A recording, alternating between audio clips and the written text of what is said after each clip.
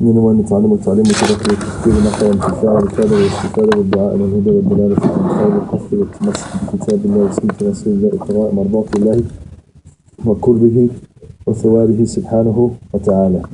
الحمد لله رب العالمين حمدا يوافي نعمه ويكافئ مزيدا، والصلاة والسلام على خير الأنام وعلى آله وصحبه وسلم.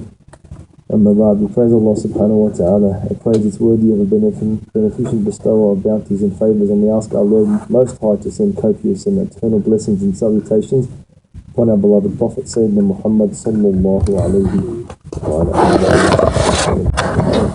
So what did we do last week? Yeah, what did we say?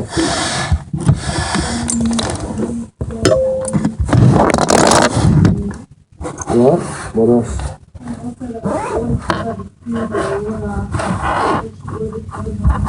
Okay, before you get there, sneezing. When you sneeze, you're looking away. Alhamdulillah. Okay, and if you hear someone sneezing, they say Alhamdulillah, what's the response? Remember what's the person who sneezed, what do they say? Yep. ويصلح بالكم. يهديكم الله ويصلح بالكم. And what if a non-Muslim sneezes? No, you say يهديكم الله ويصلح بالكم. So you don't say يرحمكم الله. Okay, if a non-Muslim sneezes, you don't say يرحمكم الله, you say يهديكم الله ويصلح بالكم, which means what?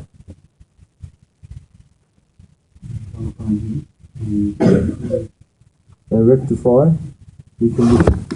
That wasn't that in the reading last week or not? Didn't we do that last week? Oh, come on. We did. We told the story of the Prophet of Allah and the Jew that came and he wanted to sneeze? No? So we did say that? Alhamdulillah. Alright, what else did we say? We were talking about that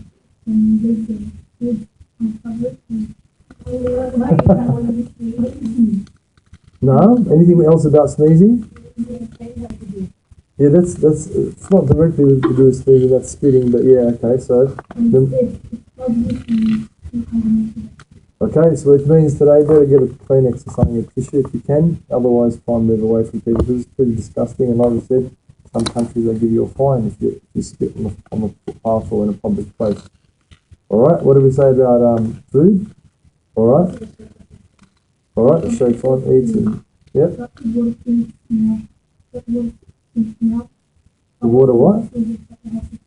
Alright, so yeah, everything that, so anyway, it's a general rule that if there's any jars or bottles they should be closed.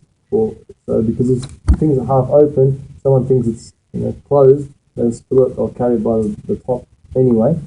And then the other thing is to protect from any evil, any sickness that comes into the food from it being uncovered. Yep, what else? Fruit is only, you just wash it anyway, so it's okay. Yeah, so other than like oranges or bananas, it's already in its own packaging anyway. Alright. Alright, what other things did we say? Do you remember anything?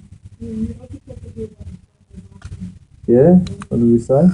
Was that last week or the week before? No, we were talking about we were going everything. So what, the new stuff, what did we, last week, what was the new stuff? Alright? So we said that if you've got heaters and whatever else, you need to be careful about that. Of course, candles, if you like candles, even incense, whatever, you need to be careful about putting those things out, as that's the prophetic tradition to do so, because the wind can knock it over anything, or the jinns, the shayateen, anything, and open fires in particular. And what happens when a house catches fire, people are asleep, but what happens with people, what's the most common way to die in a house fire? Asphyxiation, smoke inhalation, yeah, because if you're asleep, you may not feel the flames, and you may not be conscious of the smoke. Because some people they just keep sleeping through it. Some people they smell smoke, they wake up. Different people are different, and different days are different. Some days you don't sleep lightly. Some days you sleep very heavily. So the people already, that's it. They pass out in their sleep and they can't get up, and then the house catches fire. So it's against the sunnah to leave any fire while a person is asleep. What else? Right. So what should you do with the water that is left open overnight, not covered? Alright, shouldn't drink it, and what else shouldn't you do with it? Alright, for any tahara. Okay? Alright, so we continue inshallah. Alhamdulillah Rabbil Alameen. So it says, you got there to read? You got to read? So it says, it's a fasl, it's a new chapter. وَعَلَيْكَ بِطُولِ الْمُكْثِ أو الْمَكْثِ وَكَثْرَةِ الْجُلُوسِ فِي الْمَسْجِدِ بِنِيَّةِ الْاعْتِكَافِ. Okay? So now the conversation, so to speak, of the Shaykh, of the Imam, it changes. He talked about the specific sunan of an individual. How an individual, through their body, through the mundane practices that one does or performs on a daily basis, to something that's also sacred and holy in terms of, because our bodies are sacred. Like us Muslims, I think we're a bit behind in the times when it comes to that. They used to say when we were young, I don't know if they said, your body is a temple, worship at your body. And really as Muslims, and that came from what the Taoists and the Buddhists and other different faiths. That was their interpretation. People they didn't eat meat, like the monks, the Buddhist monks, they don't eat after midday. That's it, every day after midday they don't eat. It's a vigil they give to the Buddha. Oh, they don't even believe in that. Okay. It's a vigil they give to the universe so they can prove their worth as a person of of divinity or righteousness or sacred in that sense. So a lot of different faiths have that. The Hindus, they don't eat any meat at all as well. They're also vegetarians. So there's different faiths out there that treat their bodies out of respect. And so things like yoga, that's the type of thing that they did to keep their bodies and their minds through meditation and through breathing and to keep their bodies strong. And us Muslims, I think we've lost that tradition because traditionally in our countries, like just living was hard enough as it was. Traveling from place to place, getting food, getting water, getting wood, all these things. But I think we've lost that, and the incidences, particularly when we look at things like smoking.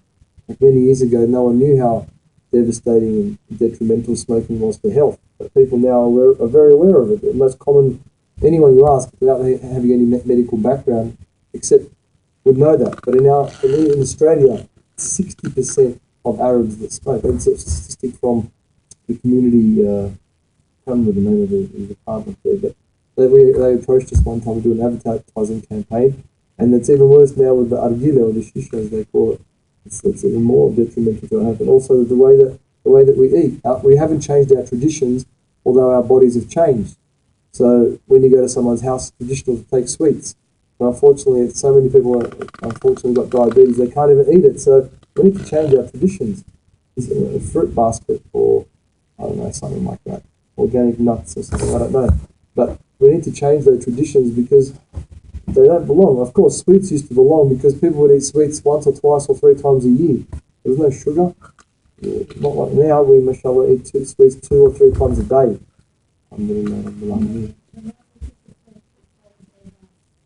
In different cultures, not in our culture. It's insulting in the Lebanese culture to bring someone fruit. You know what the books pure?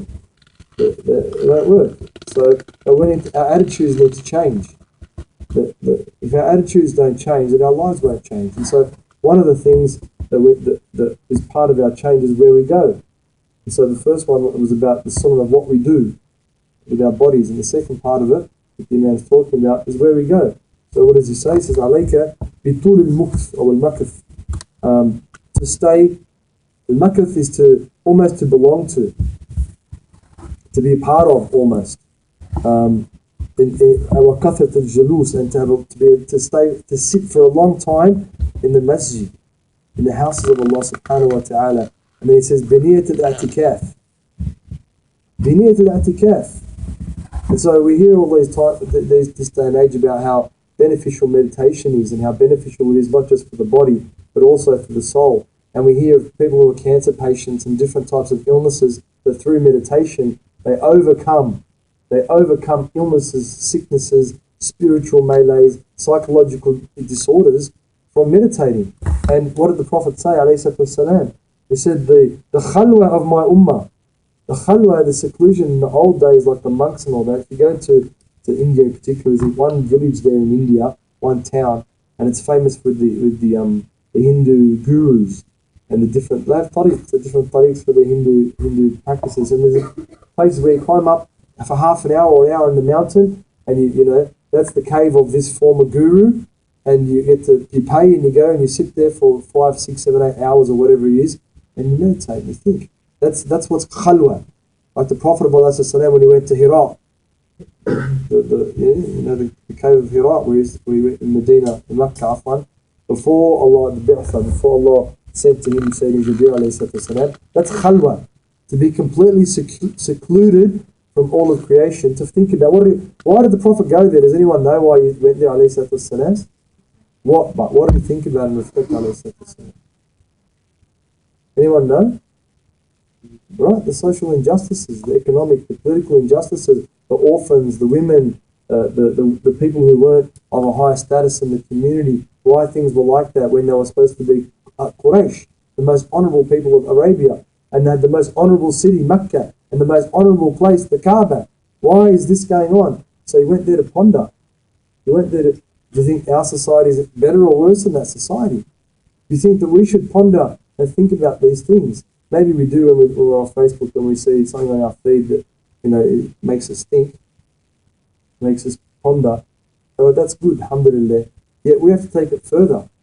If we, and we've talked about this, the Imam talked about this previously, about tafakkur, about muhasabah, about muraqabah, about tafakkur, pondering over the world in which we live in, about muhasabah, taking account of your actions, your deeds, your thoughts, your words during the day, and about muraqabah, muraqabatullah azza wa jal,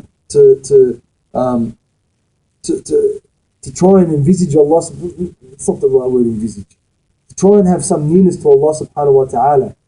Muraqabat of Allah is to be conscious of Allah azza wa jal. So that it can happen around people, but we need to have that time for ourselves, and we spoke about that reflection before. And the Prophet said that the khalwa, the seclusion of my ummah, is al-i'tikaf. The seclusion of my ummah is i'tikaf. I'tikaf, what's the word he uses in English in the text? It's a good word. Withdrawal. It's a good word. It's better than seclusion. Because you're not actually secluded. You're not actually secluded. So to withdraw from society, to withdraw from your family, to withdraw from your business, to withdraw from everyone, including yourself, and go to who? Allah subhanahu wa ta'ala. And where's the most awesomest, most appropriate place to find Allah? In the house of Allah, which is the masjid. So it says, فَإِنَّ الْمَسَاجِدَ بِيُوتِ اللَّهِ وَأَحَبُّ الْبِقَاءِ إِلَيْهِ. So there's another hadith that's a prophetic tradition that says the most beloved place to Allah are where? The houses of Allah, the mosques, the masajid. And what are the abghad al-makan? The marketplaces. Why? There's the shayateen, that's it. No one thinks of Allah, they're all worried about buying and selling. That's where the shayateen lay their eggs, is in the marketplace. That's where they hang out, the shayateen, as well as the toilets, because it's the ghafla of Allah, it's the people who are negligent of Allah subhanahu wa ta'ala. Okay, وَقَدْ قَالَ عَلَيْهِ الصَّلَاةُ وَالسَّلَامُ الْمَسْجِدُ بَيْتُ كُلِّ تَقِيٍّ. Alright, all that, بَيْتٌ أُسِّسَ عَلَى تَقْوَى اللَّهِ. Allah subhanahu wa ta'ala talks about the masajid built. He says that they were founded on the taqwa of Allah. So a place that's founded on the taqwa of Allah, who can tell us what taqwa is? Okay, and define it, right? What else? We just did it like 5 weeks ago. Of course, yeah, we gave a definition of it. So how many times have we given this definition of taqwa in this class? How many? No, alright? So it's to love all the halal, to hate all the haram, to remember Allah and not to forget Allah, to be conscious of Allah and not to be neglectful of Allah. Ta'atillah min ada ma'asiyatillah, to worship Allah and obey Allah and not to disobey Allah subhanahu wa ta'ala. So it's consciousness, but we want to define exactly what it means. So it's thoughtfulness in the deeds that you do, so you don't fall into haram or go near haram. And it's thoughtfulness in the things that you think about and do, so you're constantly in halal. Constantly, and it's the love of halal and the hatred of haram. So it's not just fear God. No, it's not just that. What does fear God mean anyway? We want to understand what it means. So that's the people who have that state. Of course they feel at home in the masjid. Of course they feel at home in the house of Allah subhanahu wa ta'ala. Okay, and then he says, وَقَالَ عَلَيْهِ الصَّلَاةُ وَالسَّلَامُ إِذَا رَأَيْتَ الرَّجُلُ يَعْتَادَ الْمَسَاجِدِ فاشهد له بالإيمان. Pretty good hadith.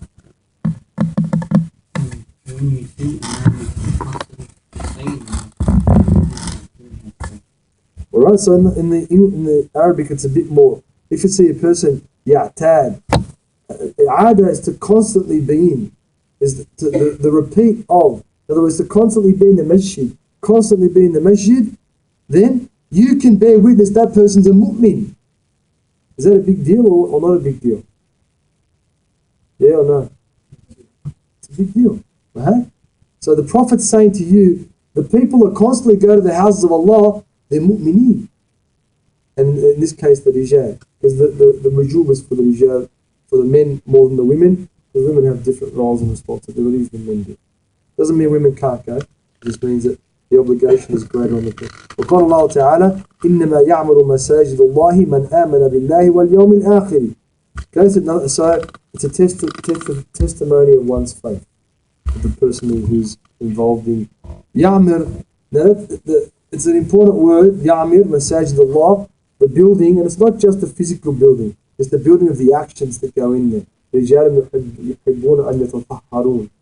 People who love to be purified from the ills of life and their own personal vices and whatever it might be. They're the ones that build the masajid through the a'mal that goes on, the actions that go on, the learning, the teaching, the recitation of Qur'an, the learning of Qur'an, the khidmah, the service of the community around the masjid. These are the types of things that they're calling people to come and be inside the masjid. The cleaning of the masjid, the maintenance of the actual structure itself, the social benefits that go on there. The time of the Prophet of Allah, if anybody in Medina had a problem, guess where they went? The masjid. If they wanted money, they'd go to the masjid. If they had a dispute, they'd go to the masjid. If they wanted to get married or be divorced, they'd go to the masjid. Everything was happening there. Songs and celebrations at the masjid, janazas and the rest of it at the masjid. All these things were going on. The masjid was the center of the whole. It catered for all the needs of the community. And I think a big question mark hangs over our masjid whether they do that today or not. وأعده عليه الصلاة والسلام في السبعة الذي يظلهم الله بظل عرشه يوم لا ظل إلا ظله فقال ورجل قلبه متعلق بالمسجد إذا خرج منه حتى يعود إليه. Right, so that's the place where a person feels at ease. That's the place where a person feels relaxed, in the house of Allah subhanahu wa ta'ala. So it's that when you miss Ali, they don't say, oh, is Ali at home? The first place they think of him? In the masjid. That's where he's going to be. Then if he's not there, then he's at home or he's at his place of work or whatever. Or he's playing games or watching movies or downloading something or shopping or reading or whatever he's doing. ولكن عليك حال الجلوس فيه بالأدب والاحترام والإمساك عن فضول الكلام فضلا عن المحظور منه والحرام. So this is a big one. Unfortunately, the masajid, even this Ramadan passed, I'd asked so many brothers, where are you going to do i'tikaf? And their first answer was, oh look, I'd really like to go and do an i'tikaf in this masjid, but it's become a social atmosphere. Brothers catch up and they're talking and they said, oh, I'll just go pray my share, pray, come back, go home, come back and pray the qiyamul layl and the witr and have suhoor and go home. It's a difficult scenario. Imam Abu Hanifa, we used to put his rida over his head when he went to the masjid, cover himself so he couldn't be seen and worship Allah that way because he's going to be disturbed. People are going to come and talk and ask and this and that. And it's a time where people, it's a time where a person needs to focus and it's a time when a person is secluded with Allah in the house of Allah subhanahu wa ta'ala. And then other things they talk about straight away, but business, this, that. I mean, we just finished praying. We just finished being in the gathering of Allah.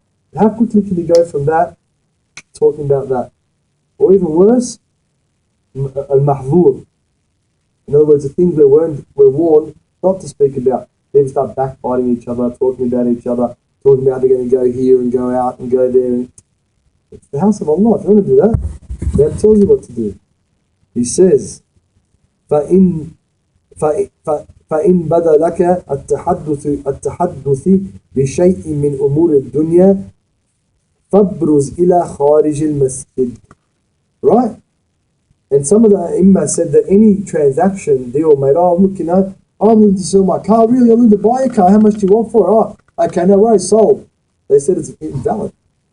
Some of the ulama said that the deal struck in the masjid is invalid because of the sacredness of the place itself. So you want to talk about other stuff? Leave the masjid. The difference between a masjid, there's different in madhab of Imam Shafi'i.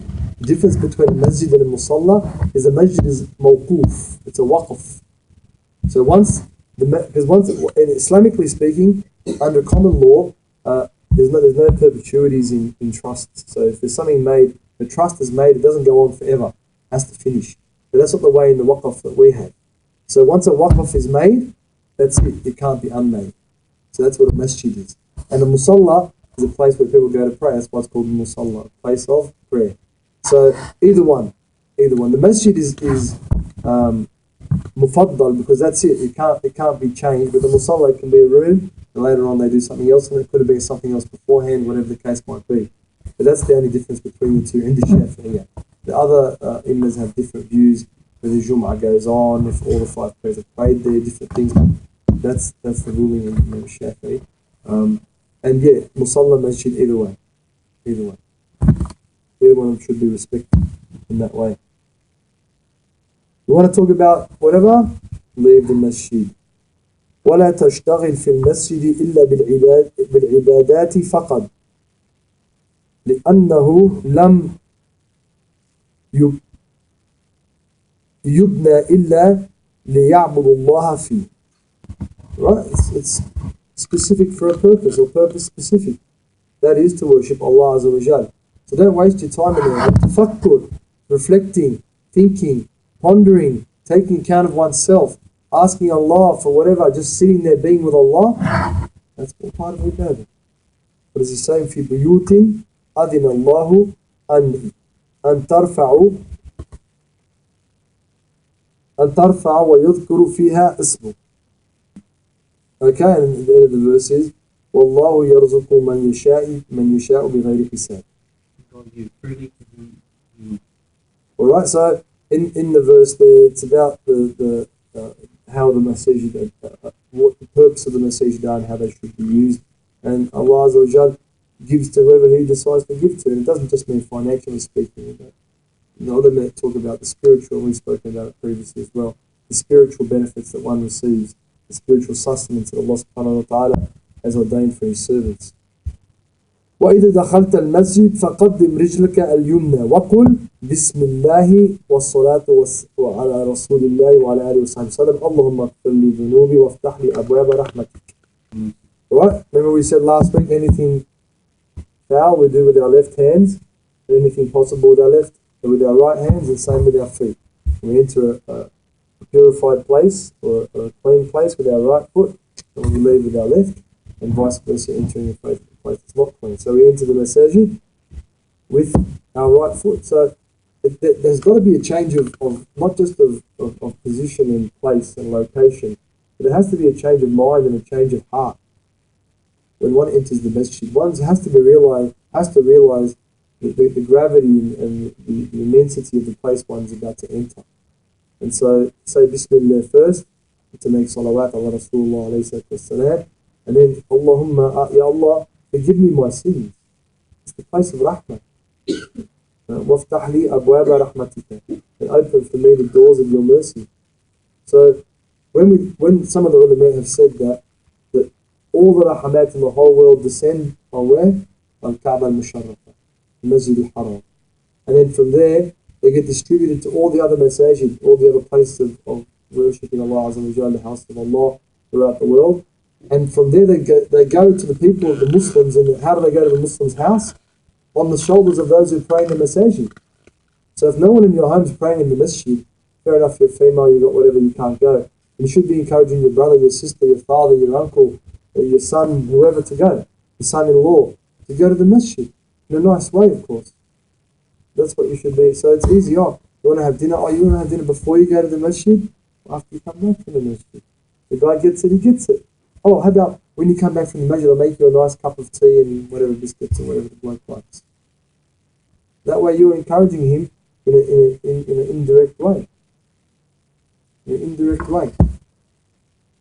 How many rahmat descend on Makkah? Anyone know? 100, yeah, 100, exactly. 100 descend there. 60 on those people making tawaf, 30 on those people praying, and 10 on the people just looking at the Kaaba. That's the rahmat that are descending. And Allah Azza wa Jalla, what did He say? He said, I only sent one rahmah to this world, and the other 99 I'll leave it for the day of judgment. So all that is only from the one of the rahmat of Allah subhanahu wa ta'ala. So that 100 descending is only a part of one that Allah's got saved up for us. Okay? That's how immense it is. And the masajid have the whole, the ummah, the Prophet said, my ummah was given something that none of the other ummahs were given. But the whole world is their masjid. We can pray anywhere, as long as it's not a sewage or mazbala or a garbage dump or something like that. We can pray anywhere. But the masajid, how much is a prayer at the Masjid al-Haram? 100,000. What about the Masjid al-Nabawi? 1,000. What about Masjid al-Aqsa? Okay? It's 100. If you pray 2 rak'at in the Masjid al-Aqsa, we said that they would pray in the mihrab, guess what? All your sins are forgiven. 2 rak'at. يتقدم من ذنبي غفر له ما يتقدم. 2 rak'at in these particular masajid they mentioned. So it's not just, no, there's something behind it. Something behind it. That Allah's made these places special. Even when some of the Salihin used to tell us, we used to get our bags and throw them, and they used to land on the masjid floor. They said, look, the masjid is remembering Allah the whole time. So don't disturb the masjid by throwing your bag on the floor. Right, it's not hadith or anything, but they're getting to the point. It's the house of Allah. لِيُذْكَرْ فِيهَا اسْمُ اللَّهِ. The house of Allah is remembering Allah. Like all things, remember Allah. But it's made to remember Allah. وَلَا تَجْلِسْ حَتَّى تُصَلِّي رَكْعَتَيْنِ فَإِنْ لَمْ تتمكن من الصلاة فقل 4 مرات سبحان الله والحمد لله ولا إله إلا الله والله أكبر. Alright, so Tahiyatul Masjid. It's sunnah to pray those 2 rak'at when you first walk into the masjid. And also when you walk in, you should make إِنِّي نَوَيْتُ سُنَّةَ الْاعْتِكَافِ مَا دُمْتُ فِي الْمَسْجِدِ. The intention you should make is, Ya Allah, I intend to do i'tikaf for as long as I'm in the masjid. That's my intention. And if you want to get more, sunnah al-i'tikaf wa nadr al-i'tikaf wa fard al-i'tikaf. Okay, so make the intention for all those different benefit in i'tikaf in that way. Nadr, because say for example, you say, Ya Allah, make a promise with Ya Allah, if you get me that new Porsche, I'm going to go and spend 2 days i'tikaf in the masjid or whatever it is. It's a nadr. So you can make a nadr to do i'tikaf. Nadr it's a pact between you and Allah Azza wa Jalla. Good deal. Exactly. Alright, so it's wajib. If you make a deal with Allah, you have to follow through. There's severe consequences if you don't. Okay? وَإِذَا خَرَجْتَ مِنْهُ فَقَدِّمْ رِجْلَكَ الْيُسْرَى وَقُلْ مَا تَقَدَّمَ وَاجْعَلْ بَعْدَ أَبْوَابَ رَحْمَتِكَ أَبْوَابَ فَضْلِكَ وَزِدْ أَعُوذُ بِاللَّهِ مِنَ الشَّيْطَانِ الرَّجِيمِ وَجُنُودَهُ.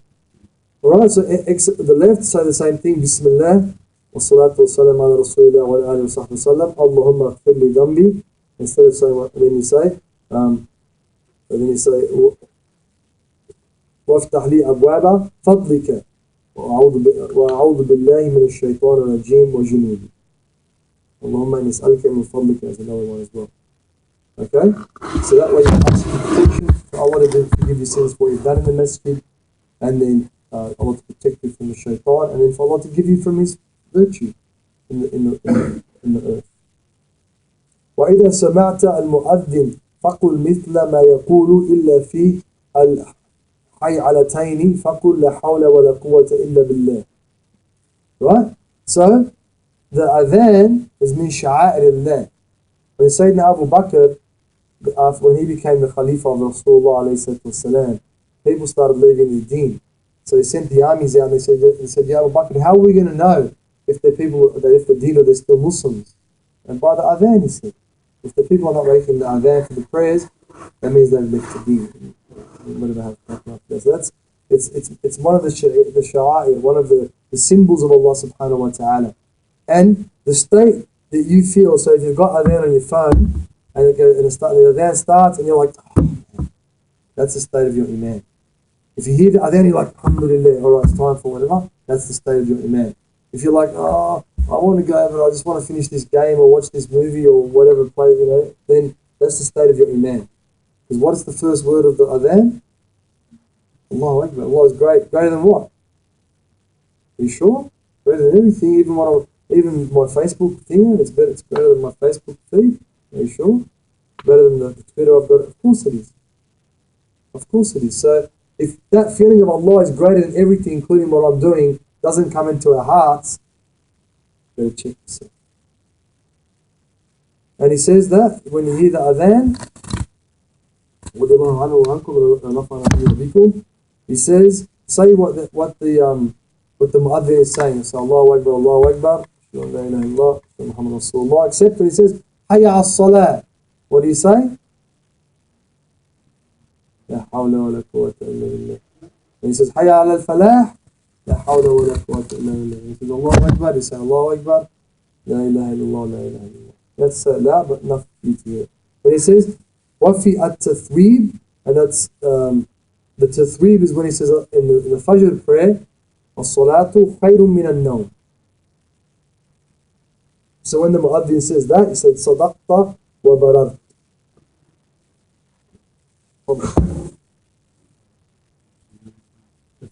Wafi at-tathweeb, after la hawla wa la quwwata illa billah. You read that? That's right. فإذا فرغت من جوابه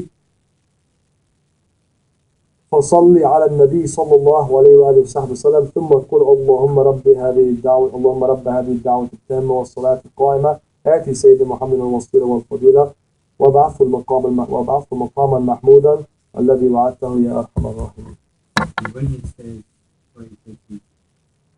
Alright, so that's what when they hear the adhan, even if you hear it on your phone, it's okay, it's not haram to do that. No bid'ah or anything like that. Alright, if you hear the adhan on your phone, if you hear it on the TV, it's time for prayer. It's not time for prayer, it's a different scenario.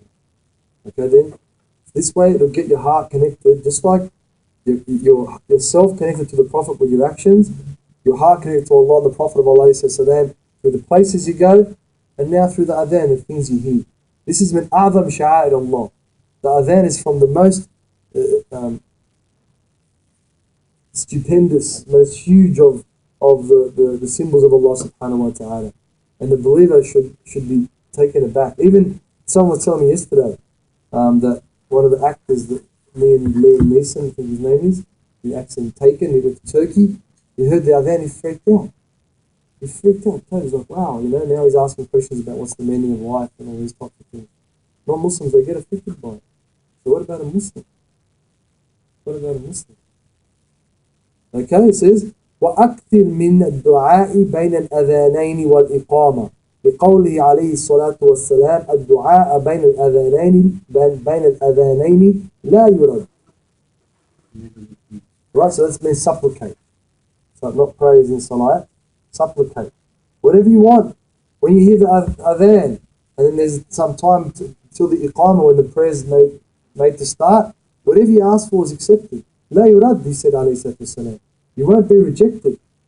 You won't be turned away from Allah Azza wa Jal for any prayer you make. Guess what happens when the adhan gets called? You know what the shaitan does? He runs away. Guess what he's doing when he's running away? Passing wind. He farts as he's running away because he can't handle it. It's too strong. That's why when you go into a new house that hasn't been lived in for a while, the sunnah is to make adhan in the four corners of the house. Chase away the shayateen. It's a da'wah at-tamma. It's the complete call.